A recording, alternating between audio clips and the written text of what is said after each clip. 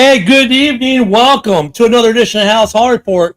And of course, we are brought to you by Bear 6 Actual Espresso by Veterans Roastery of America. Order today, one bag, $18.99, $7 shipping. Two bags, still only $7 shipping. Five bags, still only $7 of shipping. You get six, well, they'll ship it for free. Some good coffee we've been drinking on. Mike's been drinking on as a cold brew. I've been drinking it as a regular hot brew. Look at this thing's going to get your day going. So get Bear 6 Actual Espresso a try. We'll put a link in the chat for you. It's also on the Mike the Bear fan page, pinned to the top. And of course, we've got a cast of characters tonight. We'll start off with a man who has no opinion most of the time. Well, once in a blue moon, sometimes he gets a word, and that's Woody. Good evening, Woody. Roast my beans. Well, he's a tea guy, so we told him just go teabag a Packer fan. It'd be just as satisfying. Very salty. And of course, the host of First and 10 with Foz, it's Foz. Thanks for having me tonight, guys. I appreciate it coming on, man. Been waiting for it for a while. I'm glad it worked out tonight. Yeah. Well, with your whole tailgating crew, we got to get all of you on here eventually. Oh, I don't know, man. You're going to have to flash a TVMA signal before the podcast before that happens. If we could get like you, Ray, Billy, get everyone all on at once, I don't know if the internet could take that. Oh, my God, dude. Yeah. It might just explode. We might just tear down the internet. Might not have enough beer for that, too. I don't know. Not enough Jameson in the world for that. And, of course, back to working the ones and twos, we got Mike, the Bear fan, producer Mike, kicking it up. And he said, Ken, I got a bunch of stuff for you today. He's been busy in the lab cooking up. And the first thing we're going to talk about tonight, it's his birthday. Woo, happy birthday. Happy birthday, Montez Sweat. And your birthday present will be getting to play the Tennessee Titans this weekend, which we'll talk about a little later. But happy birthday to Tez. I always love when we get player birthdays right before the season or on a game day or something. Always a fun. So, Tez's birthday today. We'll talk about him later because I think he showed up on the injury report as well. Oh, with his toe? Oh, yeah. He's just taking it easy before Sunday. Ramp up. Here was another funny thing. Toe injury. We may have coffee here at the Halas Hall Report, right? But do you have your own hot dog? Jesus Christ. Dude, they gave a rookie his own hot dog at Soldier Field, man. I mean, talk about high hopes for a kid, right? He hasn't even played a game yet. The guy got his own hot dog. Wow. I mean, you know what, though?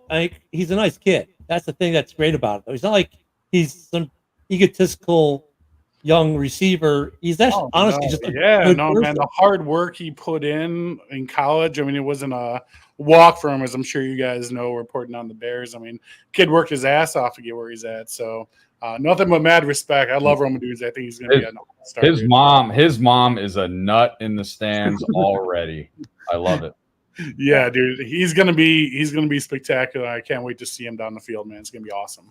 After watching Hard Knocks, I want to see more of the parents throughout the regular season. Like, can we get Austin Reed's parents too a little bit because they were a hoot? I mean, and good thing for him, he got re-signed to practice squad because they bought all that Bears gear. Oh yeah. And who cannot love Tyson Bajan's arm wrestling father, who's just just a meathead to the 10th degree. And I was telling Ken this last week. He reminds me of Bull Hardy and Over the Top. You imagine that being your dad? Like, holy crap, man! Like, it's crazy. And the funny thing when they showed that arm wrestling competition and Tyson sitting there, and you just see him. He's got this. And then like once he gets in, he re-grips the hand. All of a sudden, he goes, and you're like. Dude, to be his opponent, that's got to psych someone out. Like, the guy was huge, too. He arm wrestled. Yeah, and the guy he arm wrestled, I don't know if you guys noticed, he actually brought him to the game, so I guess they're friends. Yeah, they were hanging out in the stands together. Oh, it's stage. Oh, okay, I got it now. Yeah, I mean, look, you got to figure his dad is a 16-time world champion with both arms. I mean, they all that community, they all know each other, and they're all friends. And for sure. They got to be. Speaking of broken stuff, because you break your arm wrestling him, here is the injury report. Anyone here even worried about any of it? Oh no, they're Kamagaji's real. Bates and Pickens probably, but those toes in the heel, come on, man. I think they're just getting a little rest before game day on Sunday. Especially everybody's exaggerating over Keenan Allen's injury. He's fine. He's perfectly fine. Ron, I mean, he was hurt a lot in the camp. I love the way they said, not often does a third rounder get cut, you know. Yeah, Bates, I hope he should be. I'm hoping he's good. I don't think. I mean, Blues sort of said they're all going to be available. So, I mean, and with the wide receiving core, honestly, like if you say, "Oh, Keenan Allen's toast," are you really faking it out? I mean, come on, dude. A toe. You're an NFL player. Like, I could buy like an ACL, an ankle, a wrist. Give me a shoulder. Give me something. But come on, a toe, man. Like, But I take mean, that I shit know up like and get out there. Like, let's Tennessee's not buying it, right? Their head coach came out and said, "Man, this team, like, we're hoping to go there and give them a game." So they're thinking they're the underdogs. I think they're the underdog too, in my opinion. But that's just yeah. But I mean, they're giving them that much respect already. But like if he's looking at the injury report, Keenan Allen toe. So so like some fan, they're one of their best receivers is hurt. Yeah. With this like roster, they're not going to game plan around them still or something. Yeah. They weren't game playing around Keenan Allen to begin with. It was DJ. I just got a new house. My wife pregnant more. And what a great guy he is too, by the way. I can afford that new baby more. Yeah. And Odunze, I mean, look, from the morning show, Rob the Packer fan, he thinks that Odunze and Ken the Packer Ken think that he's going to have the best year of all the receivers. Dude, he will be the guy.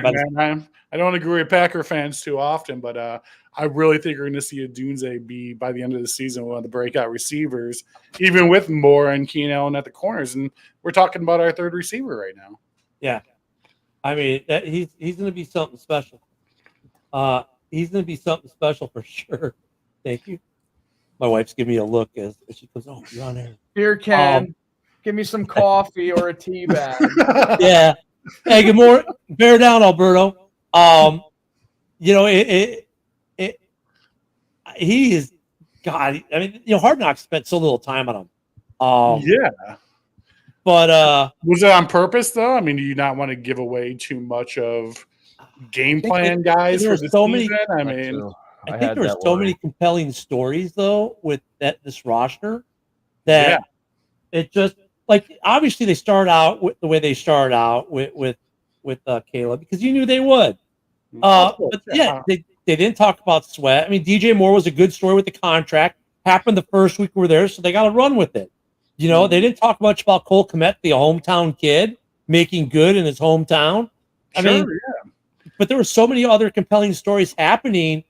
I would assume in their production meetings going into it, I bet Rome was going to be a focal point, Kmet. And then just these other stories happened, and it was like, they just rolled with it. They didn't. I mean, even our rookie Amadanje, who they brought on at the end there. I mean, he's from Downers Grove, and there was even no talk about him being a local hometown kid whatsoever. Yeah. I mean, I feel like they easily could have done another like 5 to 6 episodes and been easily as compelling as all 5 that already rolled. So I mean, and they did a really good job at the way they told the story. It was one of those. It was I don't know. Sometimes Hard Knocks feels like process. It didn't feel as much like process, and maybe it was Disneyed a little. Maybe it wasn't. I don't know, but like, I think they learned from doing the preseason Hard Knocks for the Giants. Sure. I mean, these guys are rolling footage and putting it on HBO a day and a half, 2 days actually after it really happened. So I mean, the editing and the time that goes into that from HBO. I mean. Dude, it's super impressive for what they roll with and how they come out with these episodes so quick. It's like they're talking about the Bengals game. I was like, oh, I was just there 2 days ago. And now I'm watching an HBO documentary about something that happened like 2 days ago. It's crazy.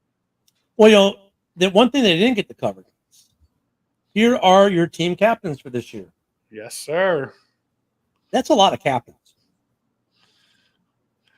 Anyone on that captain squad you don't fully agree with or maybe question? Sorry. Who'd you say? Caleb.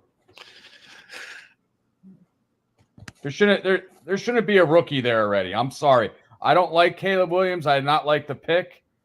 And I'll keep saying it every week. If he does good, I'll say I was wrong. I wanted Jaden Daniels before this freaking prima donna, but we'll let it play out.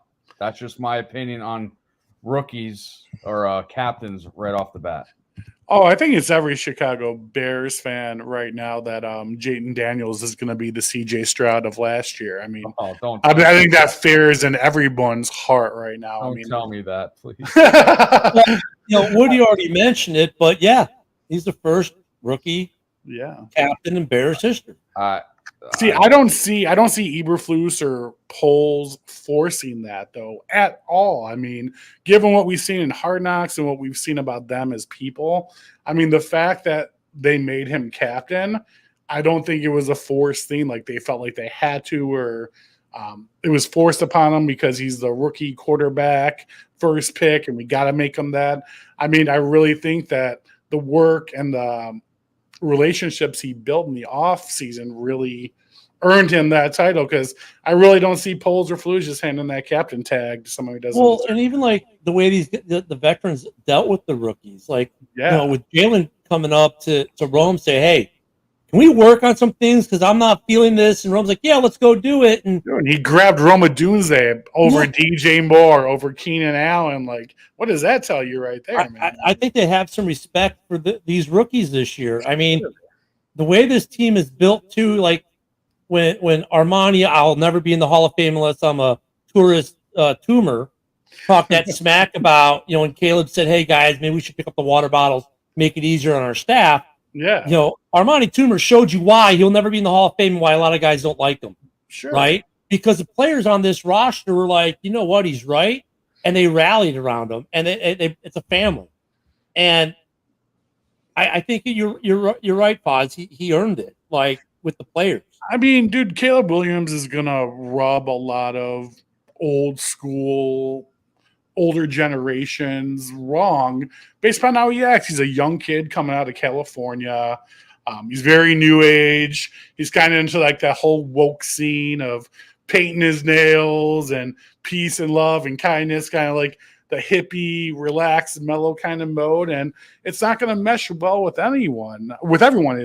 But at the end of the day, I really believe, and all that matters is what he does on the football field. Like, you want to paint your nails, you want to go to France and wear a dress. I really don't give a fuck, to be honest with you. I don't care if you're a Dennis Rodman. If you exactly, I'll fucking like you. And he's the perfect analogy. I mean, to do with Dennis Rodman's dressing up in wedding dresses and makeups back in the 90s, and we accepted that. I mean, 2025, and we're questioning this guy painting his nails. Dude, I really don't care. Like, go out there and chuck three touchdowns a game, give us our 4,000 rookie season that we deserve, and we're happy. And let's call it a day. I'll be happy, and I'll love the guy. You know what I mean? Well, I just don't.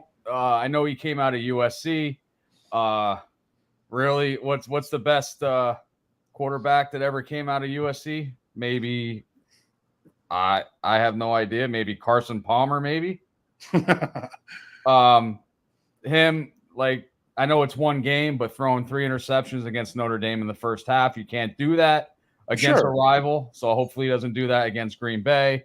So I can't judge a player because there are so many busts. Remember Kevin White, one of the best. Oh my God, Kevin made a glass white. Yes, right. Yeah, and I was like, okay, Kevin White went to the high school my daughter went to. So I was all excited. Met his family at one of the football games. I had his Kevin White jersey on. Look at bust.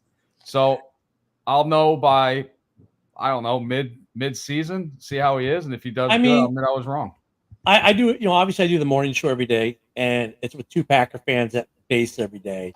I don't know how you do that every morning, by the way, with 2 Packer fans. You are a saint, sir. Wow. You deal with, hey, look at it. Dude, I did 26 years in the Army. I can deal with pretty much anything. There you go. But like, they bring up all the nails and their jokes. Oh, what color you mean? It's like, dude, you're talking to a guy who was a Bulls fan during the Rodman era. Exactly. And I say it every time. We had Dennis. In fact, not only did we have Dennis, we embraced Dennis. Oh, So if you think Bears fans, like, look at Caleb Williams with some of the photo shoots and the nails or the pink phone case. Dude, Chicago don't care. You know what they care about? When he goes on the field, what does he do on the field? They don't care if his nails are pink with little unicorns on it. 100%. They're not going to care. Nope. as long as he's playing well. We want wins. We want to beat the Packers, and we want to compete for the playoffs. I mean, I think that's a very simple to start with. So week 1, his first test. What do you think of this one right here? I think he will. I mean, he didn't have a touchdown pass. He had like 60 snaps during preseason. I think he does get his first touchdown pass against Tennessee on Sunday. Yeah, I mean, Tennessee has some good corners, but with Everett, Cole Kmet as your tight ends, you get a Dunzan, a crossing route up the middle. I mean, the guy sees the middle of the field like Justin Fields hadn't for the last 3 years. So, I mean, you get a pass up the middle, I mean, in the red zone, I mean, all day long. I mean, Tennessee's linebacking crew is not that good.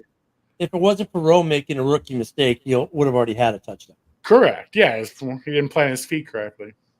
Well, he was he thought he was in. And I love how Poles is like, it was because of that Metallica concert the night before. They're like, no, he just didn't know where he was at. Yeah, he knew where he was. But I mean, okay, so Brian's saying he'll have 2. I mean, we'll get into predictions here in a little bit. Definitely do a little bit. Yeah, without giving predictions, I think 1 solid for sure. 1 solid for sure. Yep. I mean, he should have at least. I mean, yeah, I can see it being week 1. Nick Wright, man, he's been talking the Bears up. Yeah, is he the ultimate homer, Bears homer, or does it belong to Adam Rank? Which one of them is the biggest homer? I think Nick Wright takes the cake, in my opinion. I'm just happy to see positive talk in mainstream media about the Bears. I mean, how many years have we all sat there and either A, they didn't talk about the Bears, or B, when they did, it was just how embarrassing we are. So the fact that the Bears are a main topic in any national media right now, I'm just happy to hear positive things talked about the Chicago Bears.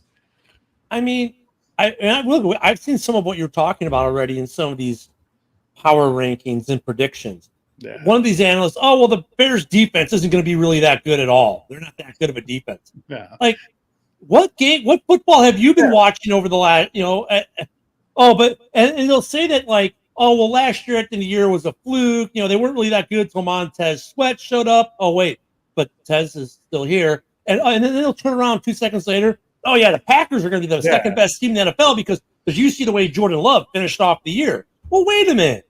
You just said that with the Bears. That doesn't – but with – okay.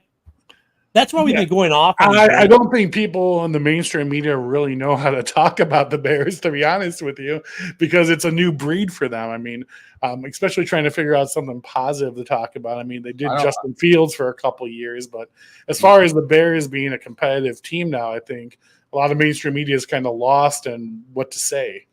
Well, we're talking about Adam Rank and stuff like that, biggest homer. Kyle Brandt, he loves the Bears too. He's on the NFL Network in the morning. So, I mean, how did Jalen Johnson not make the top 100 NFL players? Yeah. How did Brock Purdy make 26th? Yeah. How did Aaron Rodgers even make the list when he didn't play at all? Because he ran out the flag pretty good. Because he had the flag. That was the flag. I mean, and Jalen Johnson by PFF is the best in this position in the league, and you don't make the top 100. I mean, I look at some of these rankings. The Bears have been 13 to 17. Like, I'm not mad at that. Sure. Because I'm like, you haven't seen Caleb play a regular season game yet. That's fair. If that's the argument, well, it's because we haven't seen Caleb. That's a fair assessment. Rate us whatever you want until you see him play. But when they make a ranking like that, and they say, well, Caleb Williams is going to be really good, but the defense is going to be, subpar. And then I start, well, where are you getting that from? Like, where is that coming from? Or I love this one, and we talked about this on the morning show, and I think you guys will agree. And I think when these guys write these articles, here's what they do. Hey, Foz, I want you to go figure out who the offensive rookie of the year is going to be. Hey, Woody, you go figure out who the defensive rookie of the year is going to be. Mike, you figure out who the head coach of the year is going to be. Dan is figuring out the 5 coaches on the hot seat, and I'll figure out the Super Bowl. And they don't talk to each other, and then they all come back and they publish these lists. So Caleb Williams on Vegas odds is the odds-on favorite for offensive rookie of the year. Jesus. Vegas also has the Bears win total at 6.5 to 7.5. Holy shit. Yeah, I mean, I don't see that as unrealistic whatsoever. The third easiest schedule? Yeah. No, wait, but here's the thing. And then they'll say, one list will come out and say Flus is number 2 on the hot seat to be fired list, but he's number 1 on the list to win coach of the year. And then for defensive rookie, everyone just goes to Dallas Turner and say, yeah, that flu stat I can almost understand because you had the last 2 losing seasons. Now you're giving all this talent, and if you don't succeed with this talent, you're definitely going to be on the line. I mean, so you're either going to be the hero or the bum, depending on how the season goes. Yeah, I mean, I can understand that more. Like, really, they obviously don't listen to the GM though, because he's like, look, we are breaking the cycle. Yeah. So to me, that says 2 years. Flus is getting a minimum 2 years with this quarterback to break the cycle.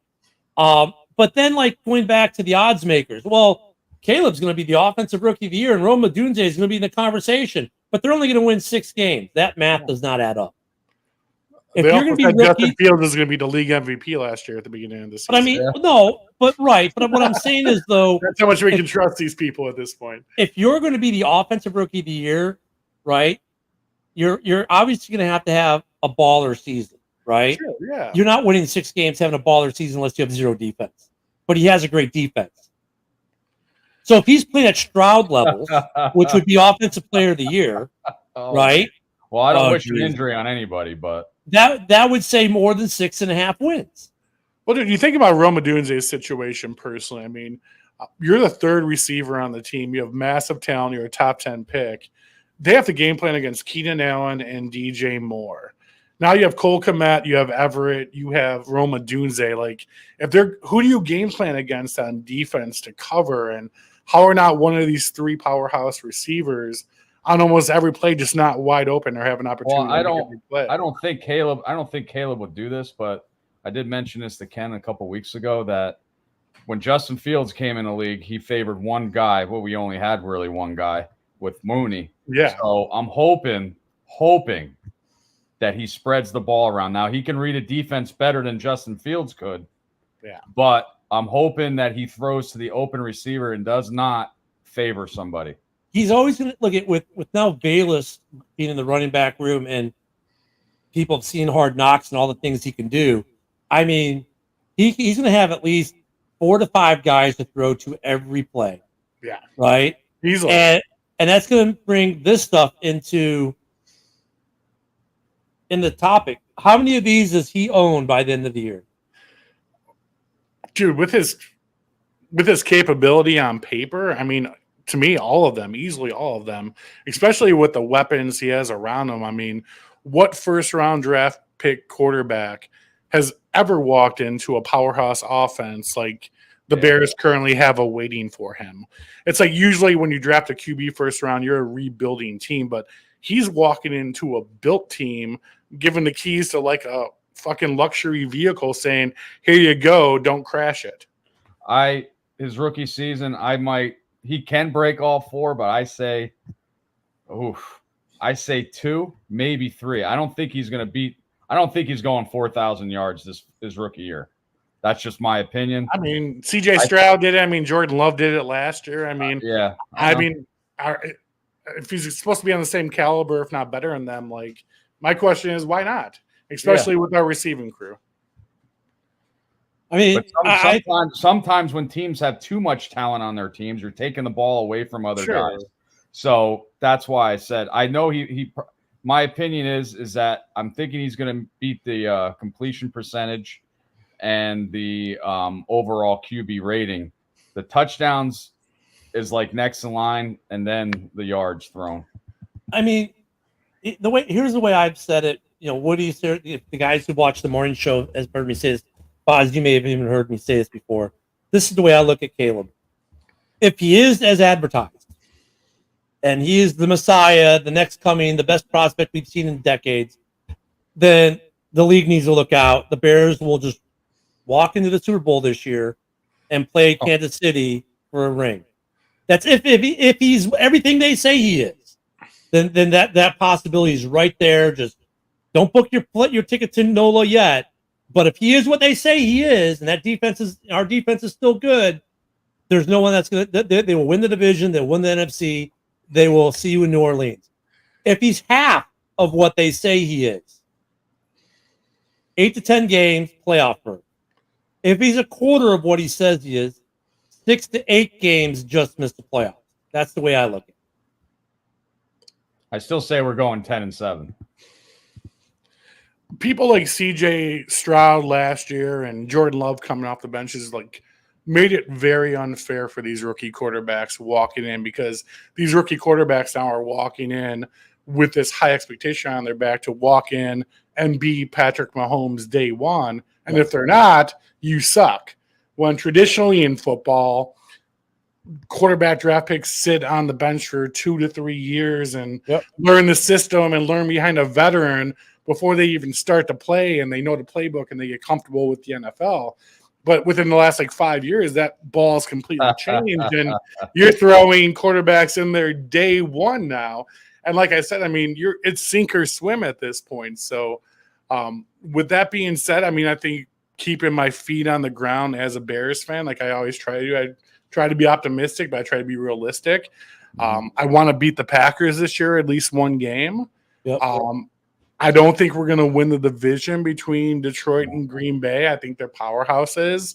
Yep. I think they're a little bit ahead of us as far as experience, not talent-wise. But I do think we could win enough games to be a solid wild card spot. So beating the Packers, a wild card spot, and Caleb breaking some of these rookie quarterback records, I call it a good season. I want him to be my Messiah now that Billy said that. throw that comment back up, Mike. I want to see Billy living in the van down by the lake. And I want pictures and video. I want, if there's any other reason besides just the joy of the Bears winning, him being the Messiah, it doesn't matter. Now, Billy said we're calling him Matt Foley going forward if that happens. Yeah, he will be the man living in the van down by the lake, down by the river. Yeah, actually, no. Yeah, you need to be near Chicago River. Forget living by the lake. We want you to be by the river. Then we can play all those Chris Farley clips for you. But the possibility is there. I'm not saying it's a guarantee, but as far as everything on paper, the scouting reports, scouts, everything that's been said about him going into this year, I mean, the potential's there. Whether he's going to achieve that or we haven't even talked about having the offensive line in front of him to achieve that. Also, too, which is another big thing, too. I mean, we have a lot of potential injury-prone offensive linemen that I think we need to be concerned about this season. Well, and I don't think they're, internally, they're not putting the pressure on them like you have to win all these games. They're just letting them grow, and they're talking them through things. And I think they can make the next jump, but they're not putting the pressure on them like we have to do it today. But here's the thing: you go from a 3-win season to a 7-win season, right? And I mean, how could you expect a 12 to 13-win season and a guaranteed championship with a rookie quarterback? I mean, I think they're trying to keep it realistic. I'll take a page out of the Packers playbook here, because my Packer fan friends who had the 25th ranked defense last year think now they're a top 5 defense because they went from the 3-4 to the 4, and they went from the 4-3 to the 3-4, and they think there's going to be no time at all. They're going to hit the ground as a top 5 defense. They are going to be great because, hey, Cleveland did it 10 years ago and the Jets did it 2 decades ago. So I'm going to take a page from them and say, well, Caleb can go to the Super Bowl because Big Ben did it and Dan Marino did it. And dude, what about that payday curse, man? Jordan Love got that payday, bro. I mean, you're putting a curse on your back with that money, my friend. We all know how that rolls out. I mean, though, that's the hypocrisy and irony of football fandom. Because the Packer fans say, you got a rookie quarterback, you're not going to do jack. Well, you have a brand new defense. Oh, it's a top 10 defense because Cleveland did it a decade ago. Well, Big Ben, as a rookie, went to a Super Bowl and won it. Yeah. I mean, look at Cleveland last year. They went to the playoffs with their 4th or 5th string quarterback. I mean, no, with the guy who was literally on the couch. Yeah. And they brought in. New OC, 2 new receivers, right? I mean, there's some new things, but offenses are traditionally easier than defenses to get going with the personnel. So I'm just, I'm not saying he's going to be the Messiah, even though I want to see Billy living in a van down by the river and, we'll have a picture of him cooking the hot dogs over the open flame. But I mean, realistically, I recall the 10-7 seasons, what I said my prediction would be. because he doesn't have to be great. We Yeah. got a really good defense. I mean, he can make some rookie mistakes, and he's going to have some wow moments. Dude, we have a really good defense, and we have a monster punter who kicks 50-yard kicks on top of it, dude. So, I mean, even with that, I mean, the position that gives us with Tory Taylor's ability to nail that ball down the field, man. I mean, you're making teams going 80 yards to score a touchdown at that point. I just hope because we're talking, Ken, about this last on Sunday about our defense, our team on our offense. I'm sorry, we were like number 1 in 3 and outs, like how many years in a row? We can't have our defense out in the field a lot more than our offense, or even if it's a good defense, we're going to be screwed. That's the traditional story of the Bears. The time of possession, defense by the halfway through third quarter are gassed out. Look at Lovie Smith's best offense was ranked 15th, right? Right around 15, right around the middle of the pack when they went to Super Bowl in 06. If our offense does not have to tear up the league, if the defense is really that good, he can be Kyle Orton, who, by the way, won 10 games his rookie year, and they can make the playoffs. I mean, we just brought on that awesome other end from Seattle. We brought in Williams from Cincinnati. Our linebacking crew is solid. Our backfield, our safeties, our corners are absolutely phenomenal, and they run deep. I mean, Turner our defense is awesome. Turner had 21 sacks, the last 3 seasons? Yeah, exactly. Now you put him opposite Montez Sweat. I mean, and you've got a promising rookie you stole in the 5th round. Yeah. Booker, yeah. Because the knock on Booker was he was coming out a year early. They said if this kid stayed in college for another year, he was a first, second rounder next year. And the Bears said, "Oh well, here, hold my soft drink," and they went and grabbed him, and it looks like he's ahead of schedule. Imagine that. Throughout the entire league of scouts, numerous different scouts throughout the entire NFL, almost everyone compared him to Max Crosby. Yeah. They said put a little more meat on him, and that kid is going to end up being Max Crosby with his length and his reach within a couple years. So put that kid in the gym for the next year or two, man. He's going to come out there and tear it up. I'm really excited about Austin Booker. And Tez is mentoring him already. We're already seeing that. So I'm digging it. I'm digging the defense. The offense has got the weapons, and they're signed for the next 5 years. The core is going to be together. Yeah, which is absolutely amazing. And just talking about Hard Knocks very shortly. I mean, the last episode being on last night after it was over with, I looked at my wife and I go, "We have a very special team, a team that I haven't seen put together, and I can't even imagine how long. Probably since the early 2000s." 2017 when we went to the Super Bowl. I mean, we have a special team of guys right now who you can tell by the way they're in training camp and the camaraderie with one another and them having fun and how they're progressing and how they did in the preseason. I mean, I think it's going to be a fun season this year, my friend. Offensively, and I've been going to games for a very, very long time. I mean, I went to games in '85. You've seen a lot of bad things then, my friend. Yeah, but I mean, then again, I was at the Bears-Packers Monday Night Football game in '85 when the Fridge scored his first touchdown. I was at that game. So I have not been this excited for the Bears offense ever. The closest I can come to is the Alshon Jeffrey, Brandon Marshall, Forte, Cutler year where they were ranked, 2-3 in the league offensively, but we had the worst defense in the history of the Bears. And so they didn't do much. But I mean, this offense is something to be excited about. And then on the flip of that, though, I get pissed off. Yeah. So I'm like, guys, stop disrespecting. Like, we got a defense. All they want to do is talk about the offense like our defense doesn't exist. We have a good defense, too. Yeah. During the last couple of months and last summer, I had the opportunity to kind of be part of the whole Mongo Hall of Fame entry thing. And I got to interview a lot of 85 Bears, and most recently, about 2 months ago, I got the opportunity to interview Dan Hampton and sat down with him for an hour, and he's just an amazing guy, and we talked about this season's roster and this season player, and he's like, "Listen, Foz, I'm going to tell you, I've been part of the organization for 45 years." He goes, "This is the most excited I've ever been about a team." Yeah. He goes, next to probably the 86 season after we won the Super Bowl. But he's like, since then, he's like, this is the most excited I've been for a Bears team since then. So, I mean, that's coming from a lifetime Bear right there. So if you can't trust him, who are you going to trust? I mean, yeah, I love Danimal, but he needs to stop doing signings, okay? Yeah, I mean, His helmets don't sell well on the market, which is great if you want to buy one because he signs everywhere. Stop signing, Dan, please. I want my grandchildren to be able to buy a house with your helmet. I got my chest tattooed, man. Hey Ken, I wanted to ask you, do you think or Foz as well, do you think if Jalen Johnson had that pick 6 against Detroit, he'd be in the top 100? That would have won the game for us. That might have made us a playoff team. Absolutely. Imagine if we would have won that game and the Denver game we lost, that we blew that lead. I mean, if we're going back to last season and talk about games we should have Mooney won, I mean, we should have technically won 10, 11 games last year, but blew in the second half, fourth quarter. I mean, especially the Detroit game and the Denver game, which was well, and the two biggest Mooney, stars. Yeah, Darnell Mooney had the ball right there in the breadbasket, in the end zone against Cleveland.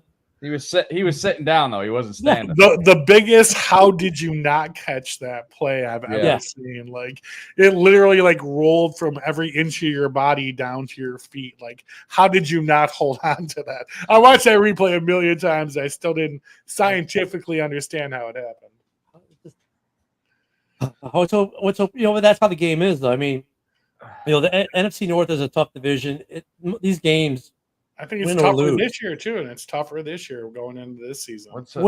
This is the first time I've ever looked at a Bears schedule and seen. Okay, we haven't always had 17 games. What's this comment? I like the way you guys disagree without being disagreeable. That's a sign of a humble podcast. Well, thank you. Thank you. To spell better. That's a sign of. And look, you get paid. You give a compliment, and Woody. We know what Ruben said. We got it. Yeah. Geez, Woody. But no, I mean, thanks for watching, Ruben. In all my years as a fan of this team, this is the first time. Every year when you look at the schedule, there's always that one game. You're like, no, not a chance in hell in that game. Yeah. I look at the schedule and I see 17 winnable games. They're not going to win all 17, but they're all winnable games. There isn't a single game out there where I'm like, it's a 2-score loss. Everything I've seen there's a 1-score game. That is very true, depending on Caleb Williams. I think that's the biggest. Like I said, I had a feeling. What's up, A-Dub? I have a feeling that defense is going to have to help us out a few games because we don't know how Caleb Williams is going to play.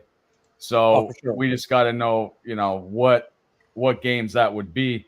But that second game Sunday night at Houston, that's going to be it's going to be a tough game. I mean, one sign I saw from Caleb, again, this is preseason, very early, not that many reps, but I mean, when he got in trouble, he was very quick to get rid of the ball and not try to force something. So I really like that about him. He wasn't trying to Justin Fields and scramble and Hester it down the field.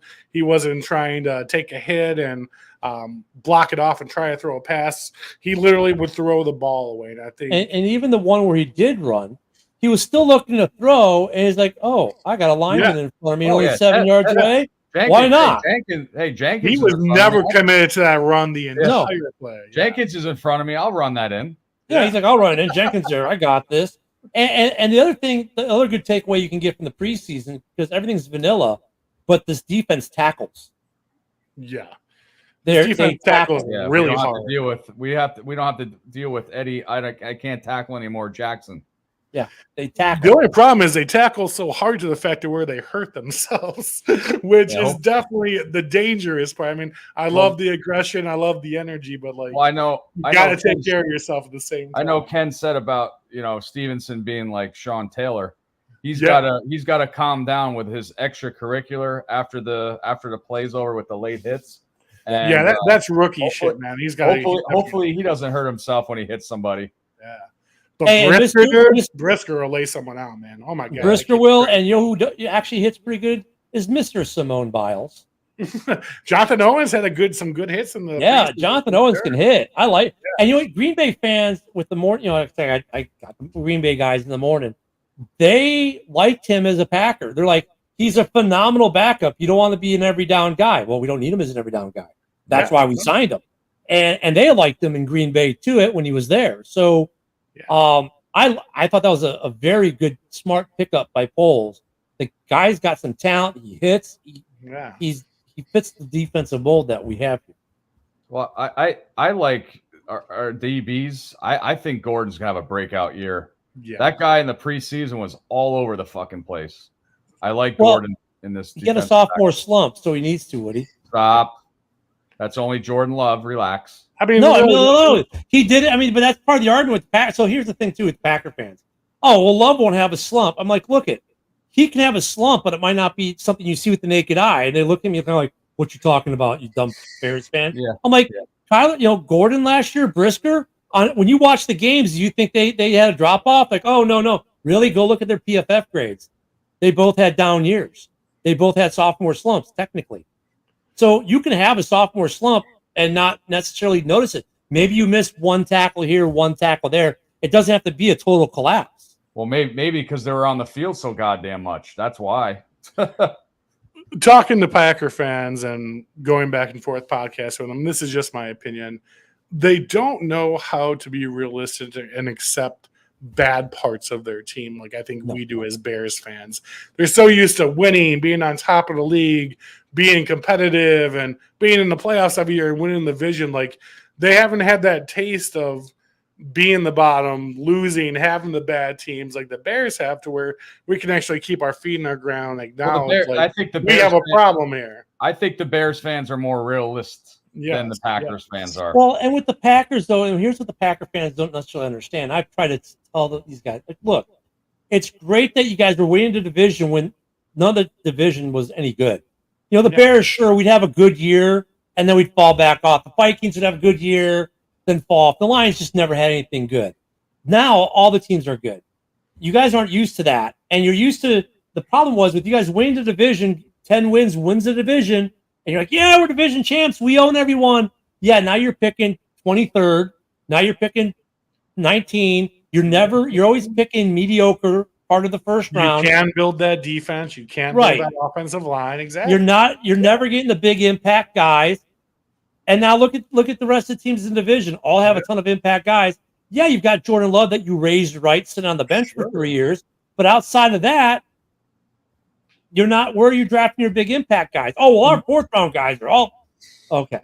Not only that, even if you could get them or you wanted them or they were available, you can't afford them because now you're paying your big gun arm slinger quarterback the majority of your salary cap. So well, that's what I said about when the Packers fans when he says, "Oh, look at this firepower on the Bears team," I would say, "Oh, we helped that through the draft. We got these rookies." That I was like, "Dude, you don't know how rookies are gonna play yet." Yeah, you know what I mean. So, I mean, but Fuzz, I can't blame Gutekunst for the money he spent. No, I love because he had no choice. The market struck lightning 3 times in a row with quarterbacks. I mean, let's just put it plain and simple: the Green Bay Packers and their fans, you're just lucky. That doesn't happen. There's no other team in the NFL who has had 3 franchise quarterbacks in a row back to back to back. And look at Gutekunst kind of had a get out of jail free card with the signing because you say, look, the market, I had to give him that because that's what the market said. Sure. And they'll say, yeah, but you made him one of the top 3. Yeah.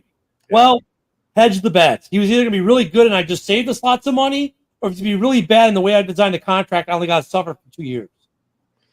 So, looking down the line, just being scared as a Bear fan with their history and paying people, like, if Caleb Williams is the Messiah and is phenomenal and does everything we want him to do, what's that going to cost in 4 to 5 years? I mean, about north of 60 a year.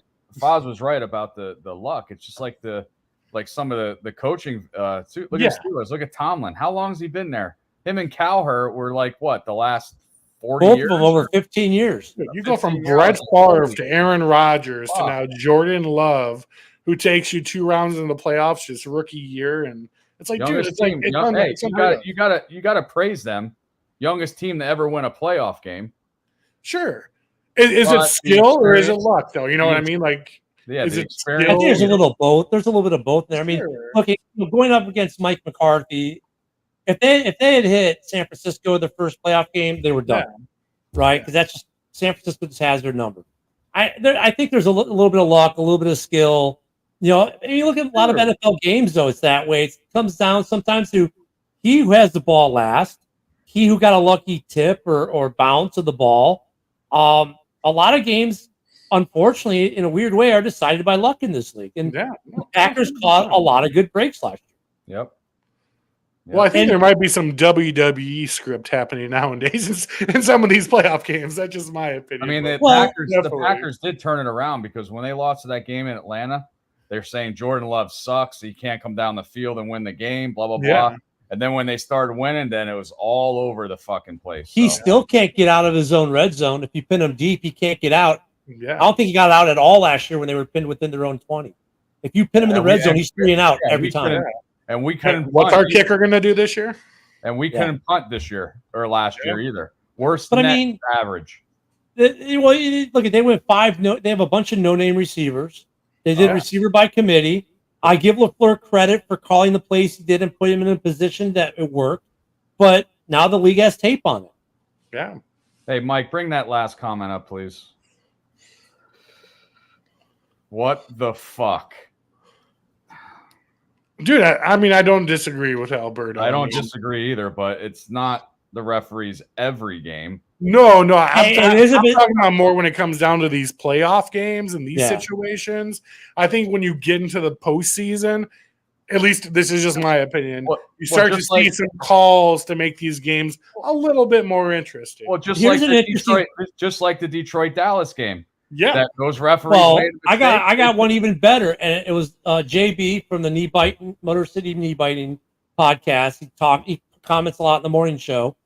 Patrick Mahomes, guess how many interceptions he had called back due to penalty or otherwise last year? 5. A lot. 53. Yep. Shut the F up. Are you serious? And it's a verifiable number. Oh my God. 53. Patrick Mahomes threw 53 interceptions last year that got called back. That's crazy. But this is, like I said, about that Detroit-Dallas game. Those referees, they made a mistake. The guy, said he was in, and they couldn't referee a playoff game. They got punished for it. Yeah. And I'm surprised they didn't hang a banner at Ford Field for Skipper for that. Oh, Detroit shot themselves so hard in the foot last year. I hate even talking about them. I was rooting for them so hard, man. Yep. And I said already, this year, I think they're going to win that division by 2 games. Oh, by Gambling Dan? That depends on Gambling Dan. Yeah, well, he's got to kick the field goal. He had 3 times that he should have tied that game. 3 times on the road to kick the field goal, and you go like, dude, you're defied science and logic now. Sir Rocker, Rob, VWO, Vikings fan. Me and him, we're both doing the X thing. We're on both those channels tonight, actually, as well. We both came across this post last night that just had us rolling. A Lions fan posted they have the best home field advantage in the NFL because they don't play out of it. They play a dome game for the first 11 weeks. Woody, you don't even have to think that far. They have a losing record all time in their home stadium. They don't have the best of anything in their stadium. Well, I did pick them because it's every 7 years on Thanksgiving, so I think I picked them to beat us on Thanksgiving Day. Hey, Foz, you got some. I mean, my backyard, I can't dig that deep. It's Florida. You got some room in the backyard. I'm a realist. I'm telling you. I'm actually taking my family to Detroit this year. We're going down to the Bears Detroit game. We're going to do the tailgate with Pilgrim and hang out with all of our Lions fans, the Tub Gators and the Blue Crew, and a ton of fat members are going to be down there. So interdivision teams, of course, you want to win. You want to beat them when the game comes to it. We have a lot of close relationships with the interdivision teams. I don't think there's any fans I feel more sad for this year than the Vikings, man. Like, how many shovels of shit do you get thrown in your face back to back? Like, if they didn't have bad luck, they'd have no luck. If they didn't have their draft pick died to start it all off. Car accident. What? At the Vikings, if they didn't have bad luck, they'd have no luck at all. Oh my God. Then there's like 20 other things after. I saw a post of like it all listed out and like, holy shit, is this even possible? They signed Ripken to be their backup, so good luck to Ripken. Hope he does well with them. He might start a game versus the Bears this year, realistically. He could. Yeah. And before we get too far, we got about 10 minutes left, so we'll get into the game. Don't forget, guys, the season, Sunday, game 1, noon, Central, Bears. 1 o'clock. 1 o'clock if you live out in the East Coast where Woody is. Noon Central, 1 p.m. Eastern. We will have a game for you on Mike the Bear Fan on the subscription side. We do want, if you don't see the subscribe button, give us a ping. I saw it for myself today, but the subscription button should be there. It's $2.99 per month. Cancel anytime. We will have Bears games, PFF grades, other content. We'll be doing giveaways for signed merch, etc. So if you can't be at the game, hanging out with Boz and Billy and Mysterio, or say you live in Korea, we have one of our buddies who lives at Camp Humphreys, or wherever you are else in the world, we'll have the game for you. And look, we get to open the season. Caleb gets to make his debut at home. Let's talk about that game really quick. That's going to happen here in just a couple days. Well, you're going to be there at what time in the morning? We'll be setting up around like 6:30. Start drinking around 6:45. Full blown party by 7. So, yeah, we'll be in it. I'll be going live at the tailgate this year too on my podcast page. And Foz, when you're there, I want Billy to take a picture of you in his van. There's some out there. Probably ones he doesn't know about, but we'll talk about that later. There you go. Hey. So, if now if they're in Chicago and they want to go tailgate with you, how can they do that? Yeah, I was going to let you guys know. So, First and 10 tailgating is located off of Harrison and Wabash. We're in the Art School parking lot, like less than a mile from the stadium. It is not a Chicago Bears parking lot. So, we get going there at 7 a.m. It's $30 for a wristband. All you can eat, all you can drink. It's $30 to park. You could stay there the entire time. We're going to have the game on the TV, hang out the entire time, leave when the game's over. And a lot of people are doing this year. I'm sure you guys have talked about prices of Bears tickets this year, like $400 for a 400 section for this opening game. So if you're not a season ticket holder and you're a big Bears fan, unless you're rich, you're not going into too many games this year. So First and 10 tailgating, we have a party going the whole time. DJ, food, the Halas Tower, fully stocked bar, Bear Mysterio bartending the entire time normally. So we have quite a rager, guys. We have quite a rager. Never had anyone leave, not want to come back, and never disappointed. So, and if you can't go to the game, or you can't go tailgate him because you live in Cozumel, or you live in Italy or Iowa or wherever else, and you don't have it on TV in your local area, we've got you covered. Like I said, with the subscription side of Mike the Bear fan. So we will make sure, in some way, somehow, we're trying to make sure that Bears fans, no matter where you are, you got access to games somehow, some way. Go hang out, dude. I know some people have hung out with them for tailgating. Everyone's had a blast with it. We've had a blast with you guys doing the game feeds over the years, so we know that's a good time.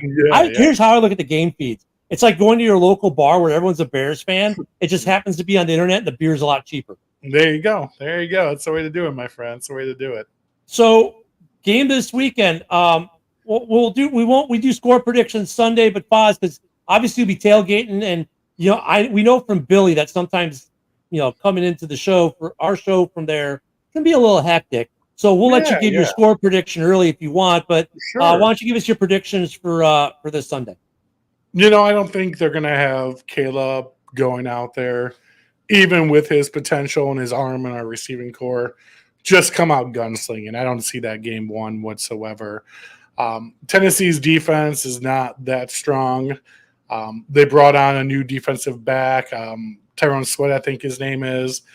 They brought on a couple new corners on receivers. They don't have a very strong run game. I think they're ranked number 26, I believe, this year in the NFL. So I think with our running back core of Sweat, Roshan Johnson, I think we're going to see a lot of time control around a run game and just got to ease Caleb into the process of an NFL game. I think by the third, fourth quarter, we might see some gunslinging, a couple long passes here or there, but I project a lot of screen passes, a lot of short passes, slants, and us focusing on the run game and controlling the clock. My guess for the game, I'm going to go 24-17, the Bears. Woody, what about you? Yeah, I mean, Pollard, you know how he ran in Dallas. But it's Dallas's offensive line. I think D-Hop, he's hurt, correct? He's hurt. Yep. Okay. I believe I agree with Foz about they got Boyd and Ridley, who are not bad receivers, but right. I put them Right. against our corners, and I'm not worried about it. Yeah. I think, time consuming with our runs. It depends how, we don't want to be third and long every time. So I think Bears are going to win this. And I said before it'd be 27-14. All right. Hey, Mike, producer Mike, you're going to weigh in on this? Well, I already got the free gift. So the free Yeah. giveaway.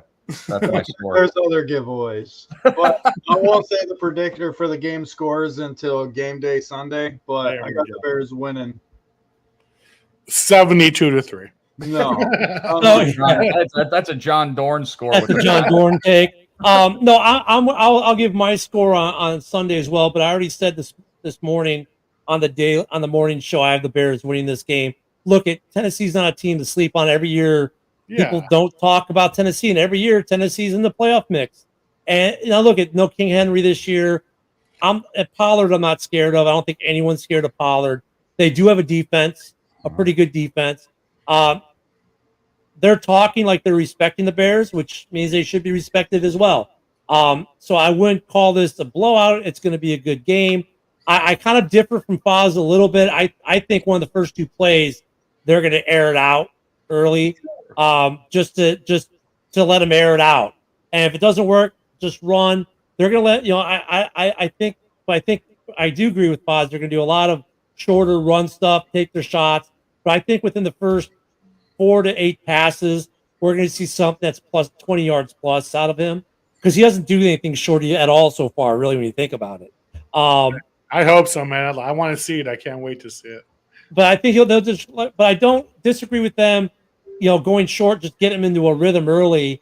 Because the speed's going to be different than even the preseason. But the great thing is he's practicing against a top 5 defense every day. Yeah. And so I think that transition helps. Iron sharpens iron. I see the Bears winning, and it's going to be a great season. And pretty soon we'll be talking about week 2. Not to get ahead of ourselves, but I think it'll be a great way to open the season. And I will caution and say this: the last time the Bears won a home opener was against the San Francisco 49ers, who went to the Super Bowl that year, or the NFC Championship, at least I remember. And we won 3 games that year. So no matter what happens, remember, it's only game 1. Let's not get too far ahead of ourselves. That was the rain bowl. The Rain Bowl. Yeah. Mudslide. Yep, I remember And that. Timothy has his prediction there. But we're about out of time, guys. Just I want to remind you guys, go hit the subscribe button on the subscriber side. Order you some coffee. The information and the link for the coffee is on Mike the Bear Fan in the pinned post. Foz, it's been wonderful. Can't wait to have you back. Yeah, no, I appreciate you guys having me on. I'm on every Tuesday night on the Hull Sports Network at 7 p.m. New episodes. Feel free to follow my page, First and 10 with Foz. Also on Chicago Bears Fan Forever, their page too. So feel free to follow me, and I appreciate you guys having me on tonight. It's been a blast. Yeah. And on X, you can find me at Ken the Bear Fan. And Woody, you need to get an opinion one day, my friend. I fucking always have an opinion. And if anybody wants It's to the go quiet ones you got to watch out for. If I anybody know. goes against my opinion, come debate me, come fight me anytime. And with that, we'll see you guys tomorrow on the morning show. And right here Sunday morning for pregame. Bear down. Bear down, baby. Bears. This is a Huddle Sports Network broadcast. You can find us on Roku TV, Amazon Fire Stick TV, Facebook, and YouTube. Get all your sports news here first. The daily podcasts are Ken and Ken in the Morning, Lions Talk with Smoking Jeremy B, Wrestling Roundup, The Big Football Show, and more, Shield TV, Lions Villain Report, and Red Zone Rant. The afternoon podcasts are Valhalla, Grosef Sports, WCFL Dolphins Talk, The Cheap Seats, The Bodkin Show, Spirit of Detroit Podcast, and MM The nightly podcasts are Halas Hall Report, Frozen Tundra Network, Skull Gang 365, the Huddle Sports Network Open Mic, First and 10 with Foz, Main Event Football Show, Prime Sports World, The Man Cave, Prim and Proper Sports. Spitballing Podcast, Lions Fan Cave Chat, Puckett, 313 Den Podcast, The Guys Huddle, Shots from the Sideline, Let's Talk Sports, The Michigan Truth Sports Podcast, Off the Rails, NFC Northeast, Power Hours, and Detroit Lions News. Make sure you follow, like, share, subscribe, and comment.